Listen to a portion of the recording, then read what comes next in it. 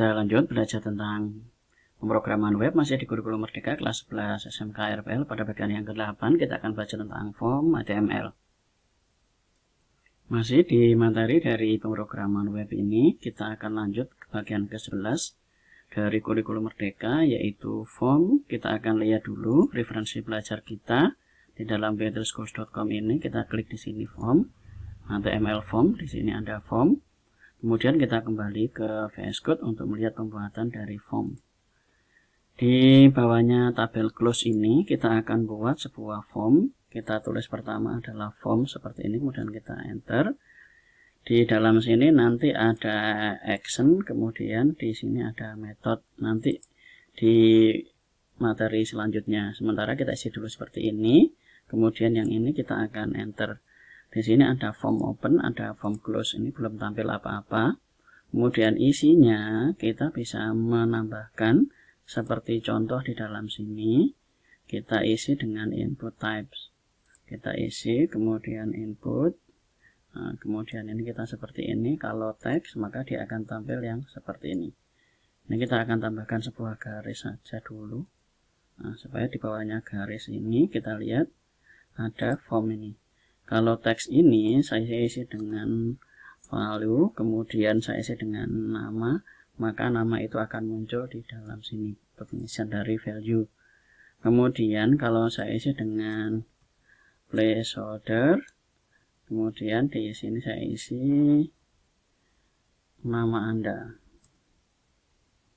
Nah, ini kemudian yang ini akan saya hapus, maka di sini akan terdapat seperti ini. Kalau diklik, nah, ini bisa diisi dengan teks seperti ini. Nah, itu penggunaan dari placeholder. Berikutnya kita lihat di dalam sini, ini bisa diganti type-nya dengan teks, radio, checkbox, dan submit. Kita akan buat di bawahnya. Kita enter, kemudian kita isi lagi dengan input, kemudian type-nya kita ganti. Yang di bawah sini kita isi dengan radio. Radio kita enter, maka hasilnya akan seperti ini. Dia akan bulat. Kemudian bawahnya lagi ada checkbox. Kita akan ganti dengan checkbox, maka dia akan tampil seperti ini. Kemudian kita ganti lagi dengan submit, maka dia akan menjadi tombol seperti ini. Jadi kita bisa mengganti tampilan dari form ini dengan mengetikkan type-nya. Type-nya apakah dia teks, apakah dia submit, apakah dia radio, apakah dia checkbox. Kemudian ada lagi, kita akan buat select. Nah, di dalam select ini kita akan buat option. Kita enter, kemudian ini value yang dikirim. Misalnya sini saya ambil RPL, kemudian shift alpha nah bawah. Sini saya isi jurusan, misalnya DKV. Kemudian ini saya isi dengan jurusan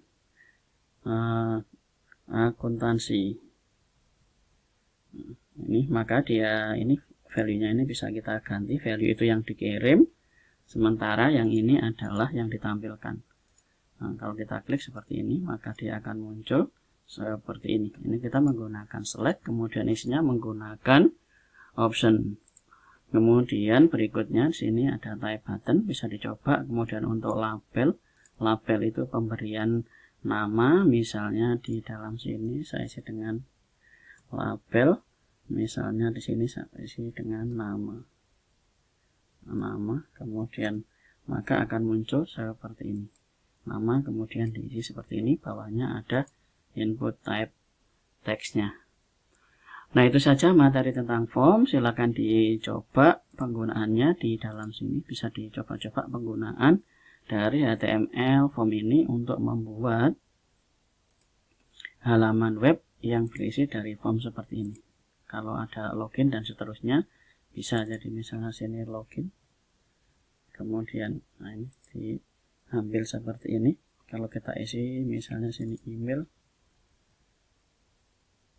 seperti ini email Anda, kemudian ditambahkan di bawahnya bisa. Nah, itu contoh penggunaan form di dalam HTML. Kita akan lanjut ke materi berikutnya. Terima kasih.